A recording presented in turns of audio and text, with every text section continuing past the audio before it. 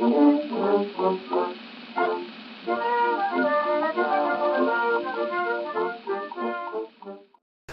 to Mr. Kresge's store. Mr. Kresge is a local merchant here in Detroit. In about 1897, he comes up with this concept for a store, that everything in his store is going to be either 5 cents or 10 cents. Now, the other local merchants in town think he is out of his mind and that he's going to go bankrupt within 6 months, but it turns out he doesn't. He does quite well. You have to think of what a dollar was worth back in 1897. If you're thinking 5 or 10 cents at Mr. Kresge's store, think $5 or $10 today.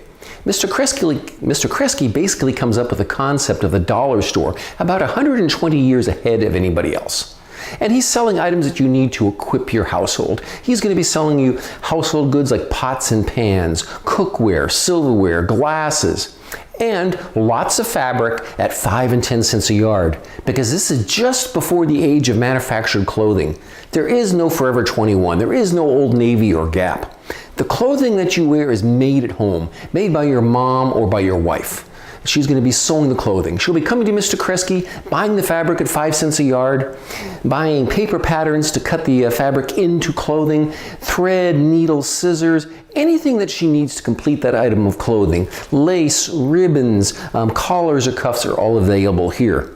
She's going to be sewing by hand, and by sewing by hand, with the larger families you have back then, 10 to 20 people, and sewing new clothing or repairing old clothing, it might take her up to 3 days out of the week if she's sewing by hand to do all the sewing that the family needs. Now, if she has a sewing machine that she can get down the street from Mr. Singer for maybe $15, that means she's only going to have to spend maybe a day or day and a half out of the week doing sewing. Mr. Kresge is selling a large line of products to equip your household. He's going to be selling you coffee pots, pans to cook with. Many people are working in factories. They're working 6 days a week, 12-hour days.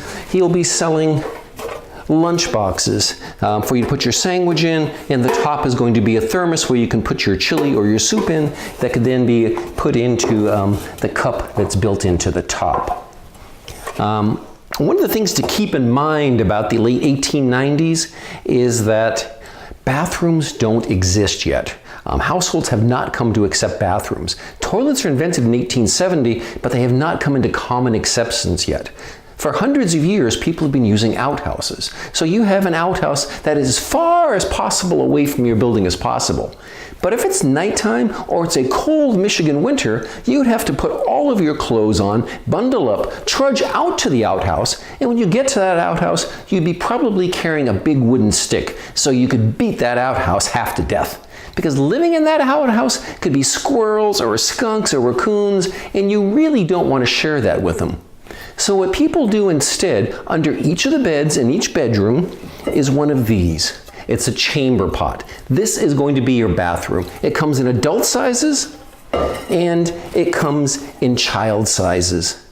What you'll do is you'll use your chamber pot, and there'll be a box of sulfur next to it. When you're done, you'll sprinkle some sulfur on, carefully put the lid back on it.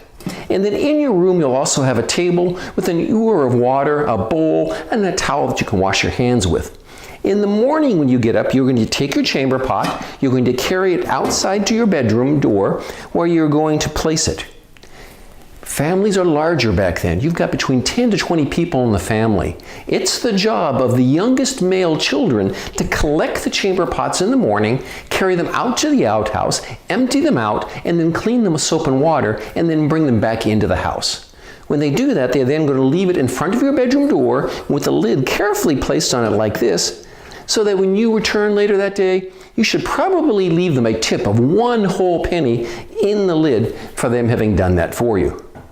Now, before you think that you're getting ripped off, remember again the value of a penny. That's like $1 today. You can go to Mr. Saunders' candy shop across the street and you can get a giant bag of candy and get thoroughly sick to your stomach on just 1 penny. Except, as the youngest brother, you're also expected to take care of and look after your youngest sister. Not all your sisters, your youngest sister. So you're going to have to share the wealth and share that bag of candy with her.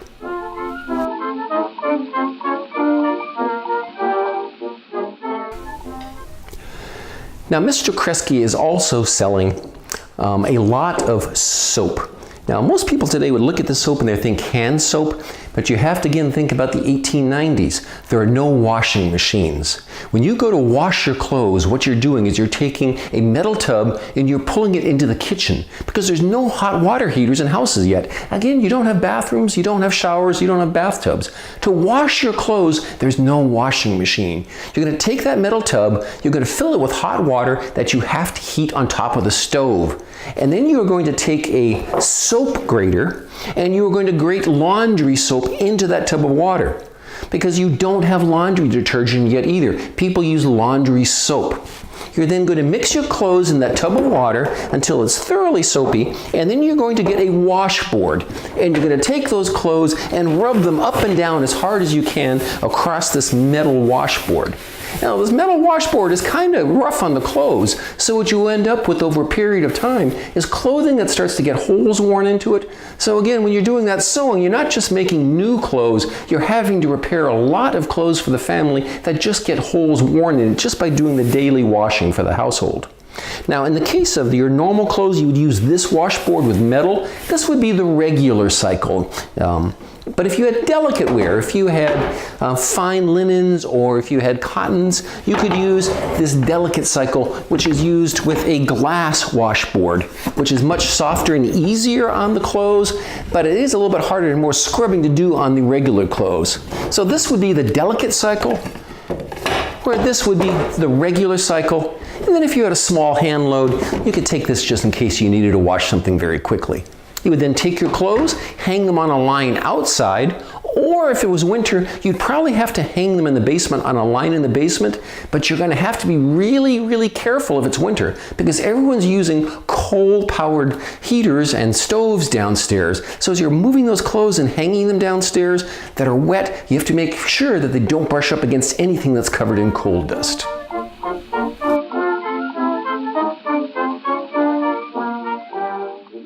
Now, when you come to our museum or you come to an antique store today and you take a look around, you're going to see many miniature items. And in many cases, you're going to be told that these miniatures are for antique dollhouses. And if you look, there are so many of these items available in antique stores and museums that you would have to think, wow, if these are toys for antique dollhouses, they must have had a lot of antique dollhouses back in Victorian times. Well, it turns out that they're not actually toys for dollhouses. What is going on is that if you live in Detroit, you can come to Mr. Kresge's Fine Store and you can get any of the items that you need to equip your household.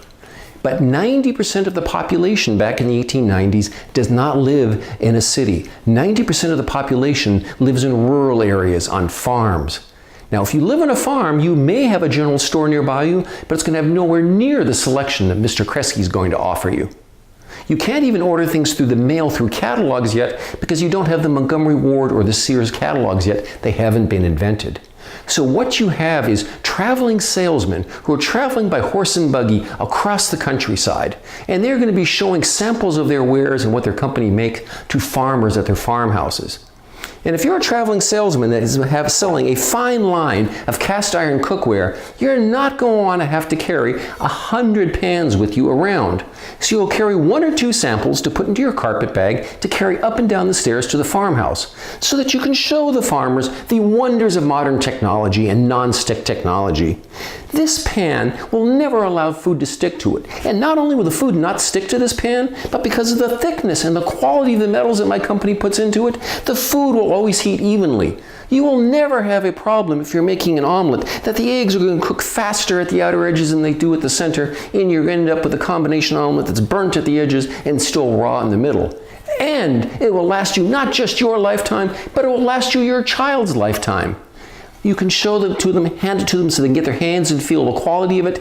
And then out of that same carpet bag, you can pull out miniatures of the same items that are made out of cast iron that your company makes. Other pots and pans, larger cookware, irons for ironing clothes. We don't have electric irons yet, so irons are still a matter of a piece of cast iron that you're going to heat on top of a stove, and you'll probably heat 2 or 3 of them at one time. As you can start ironing the clothes, you don't want that first iron to cool down. You want to be able to just grab that second iron off the stove and be ready to keep on ironing. So these would be the samples. These miniatures are the samples of items that you could get. And by the way, Everything that I've said about this pan is perfectly true. These are the wonders of modern technology. The problem with these pans today is that people don't know how to wash them. People put these in dishwashers or they use soap and water to wash them. When they do that, it strips away the seasoning so they stop being non-stick. What you need to do is carefully wash these with baking soda and water, and that way it doesn't strip off that coating. But not to worry, if you have washed it in soap and water and you end up with something that might look like this, which has rust stains on it, you can treat this very easily. Just again, carefully wash it with that baking soda and water, dry it carefully, and then coat it both inside and outside with a high temperature oil, like a grapeseed oil. Put it in an oven, 450 degrees for at least an hour on top of some aluminum foil. It will reseal the pan, it will get seasoned again and become non-stick. These are wonderful pans to have.